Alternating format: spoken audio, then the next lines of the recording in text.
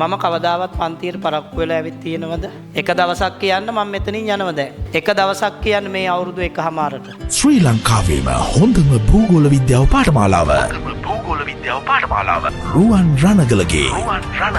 උදේ 8 ක්ලාස් එක දාලා තියෙන්නේ 8යි කාලට පටන් ගන්න. 8යි කාලට දැම්මොත් 8:00 වෙනවා. මොකද ළමයි එන්නේ නැහැ. හැබැයි මම 7:50 විතර වෙනකොට මෙතෙන්ට එනවනේ. අනිවාර්යෙන් එනවා. ගෙදර මොන දේවල් තිබුණත් මං ඒ ටයිම් එකට මෙතෙන්ට එනවා. උපරිම ඕනනම් 7:55 වෙයි. 8යි කාලට පටන් ගන්න ඒ කැපකිරීම තියෙන්න ඕන දරුවෝ. ඊළඟට ඉන්ටර්වල් එක දුන්නම 11යි කාල කියලා හිතමු පටන් ගන්නෙ. 11ට ඉන්ටර්වල් දීලා මං ඉතින් 11යි කාල 11:24 අනිවාර්යෙන් එනවා පන්තියට. දැන් අපි අතට ගිහින් තේ එකක් බිව්වත් මේ ටයිම් එක ඔළුවේ තියෙනවා. ඒක තමයි වැදගත්. ඔයාට එළියට ගියාම මතක නැහැ ඉන්ටර්වල් එක ඉවර වෙන්නේ කීයටද කියලා. දැන් අපි එළියට ගියාම අපි ෆෝන් එකේ බලනවා. දැන් මම වොච් එකක් බඳින්න නැති වුණාට මම වෙලාවට වැඩ කරනවනේ. වැදගත් වෙන්නේ ඔරලෝසුවක් බඳින එක නෙමෙයි දරුවෝ. වෙලාවට වැඩ කරන්නේ. සමහර අයගේ අත් දෙකේ ඔරලෝසු දෙකක් තියෙනවා.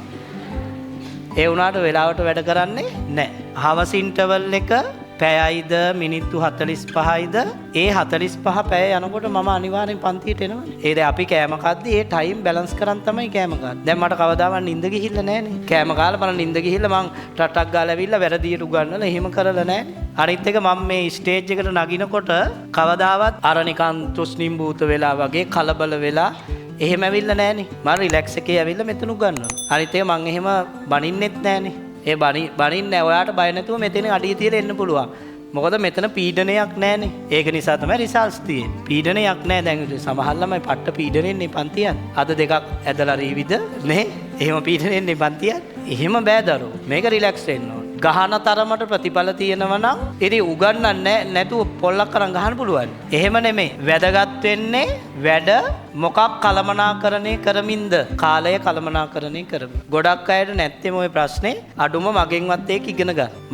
මට අනිත් එක දරුවෝ 8යි කාලේ පන්තියට 8:30ට ඇවිල්ලා මට උගන්වන්න බෑ. ඒ කියන්නේ මට ඒක මේ සෙට් නෑ. ඒ දවසම අප්පිරියයි එතකොට. මට තියෙන්න ඕන පොඩ්ඩක් වේලාසන ඇවිල්ලා ළමයි එක්ක කතා කරලා ඊට පස්සේ මම මෙතන ඉන්නවනේ ඇවි. මට ඉන්ටර්වල් නම් ඉන්ටර්වල් එක ඉවර වෙනකොට තියෙන්න ඕන පටන් ගන්න. ඒ මම මුලින් ඉඳන් පුරුදු වෙච්ච විදිය. හැබැයි ඒකේ වටිනාකම කාටද වැඩි? ඔයාලා පන්ති ගාස්තු ගෙවලනේ පන්තියේ. නේද? මෙතන මම පැය එකමාරක් දෙකක් විඩංගු කරනවයි කියන්නේ. මේක ගණන් හැදුවම සතියට 2යි මාසෙට 8ක් නේ. එතකොට සති 4ක් තියෙනවනේ. පැය 8ක් කියන්නේ පාඩමක් ඉවර කරගන්න පුළුවන් කාලය. ඔයාට නොදැනුණාට කාලයේ වැදගත්කම තේරෙන්නේ විභාගේ කිට්ටු වෙන තරමට. තේරෙනවද? ඒක නිසා තමයි මම කාලය විනාශ කරන්න කැමති නැත්තේ.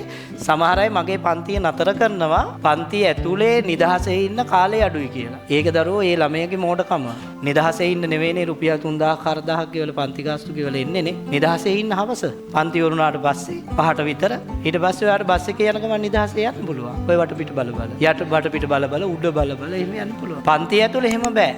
ඉන්ටර්වල් එකේ ඔයා කැමති නිදහසක් ගන්න. එහෙ මෙහෙ ගිහිල්ලා කතා කර කර ඉන්න නැතුව මේක නම් එහෙම බෑ කොහොමත්. කොපි කරපු අය කැමරාවේ සටහන් වෙනවා වගේ තමයි ලං වෙලා හිටියොත් නේද? අනිවාර්යෙන් ලීක් වෙනු පුතේ. තේරෙනවනේ?